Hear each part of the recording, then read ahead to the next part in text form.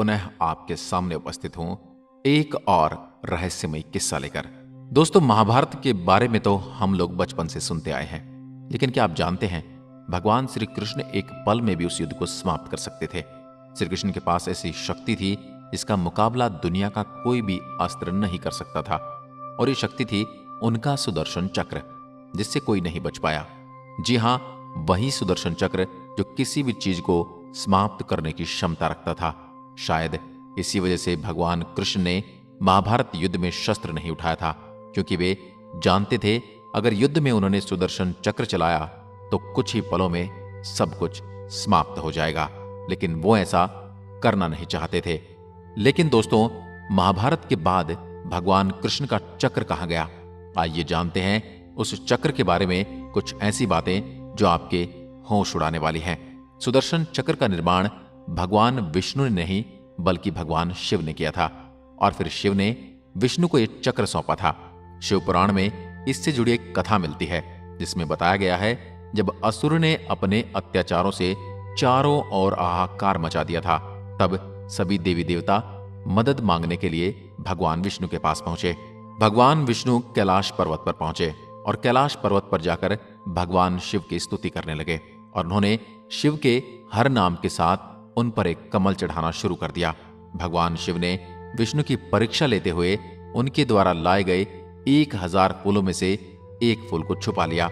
जैसे ही भगवान विष्णु को पता चला कि उनका एक कमल का फूल कम है, तो वो चिंतित हो गए और उस फूल को ढूंढने लगे। लाख ढूंढने पर भी भगवान विष्णु को कमल का फूल नहीं मिला, और उन्होंने उस फूल की कमी पूरी करने के लिए अपनी एक आंख निकाल दी और उसे भी शिव के चरणों में चढ़ा दिया। भगवान विष्णु की अपने अंदर इतनी श्रद्धा देखकर, भक्ति देखकर भगवान शिव प्रसन्न हुए। उन्होंने भगवान विष्णु से मन चाहा वरदान मांगने को कहा था। भगवान विष्णु ने कहा, भगवान आप मुझे ऐसा शस्त्र दीजिए जिससे मैं दैत्यों का विनाश कर सकूं। तब भगवान शिव ने सुदर्शन चक्र दिया था, जिससे हर युग में विष्णु भगवान ने दुष्टों का संहार करने के लिए उपयोग किया था। इसके बाद भगवान विष्णु ने यह चक्र माता पार्वती को दिया था, जिन्होंने द्वापर युग में इसे फिर से कृष्ण को सौंप दिया था। द्वापर युग में यह सुदर्शन चक्र कृष्ण की मन की गति के अनुसार चलता था, और जब उन्हें ज्यादा क्रोध आता था तब ये अपने आप दुष्टों का संहार करने के लिए चल पड़ता था। और एक बार जब ये चला जाता है तो फिर दुश्मन को मार गिराने के बाद ही वापस लौटता है। यह सुदर्शन चक्र एक साथ कई काम कर सकता है, और इसके निर्माण के पीछे अलग अलग ग्रंथों में अलग अलग कहानियां बताई गई हैं। जैसे शिव पुराण के अनुसार इसे भगवान शिव ने इसका निर्माण किया था, जिन्होंने सृष्टि संचालन के लिए इसे भगवान विष्णु को सौंपा था। वहीं अन्य पुराणों में सुदर्शन चक्र का निर्माण विश्वकर्मा जी द्वारा किया बताया जाता है, जिन्होंने सूर्य की राख से 3 चीजें बनाई थी, जिसमें पहला था पुष्पक विमान, त्रिशूल और सुदर्शन चक्र। तो वहीं ऋग्वेद में सुदर्शन चक्र को लेकर अलग ही कहानी बताई गई है, जिसमें सुदर्शन चक्र को समय का एक चक्र बताया गया है जो समय को भी बांध सकता है।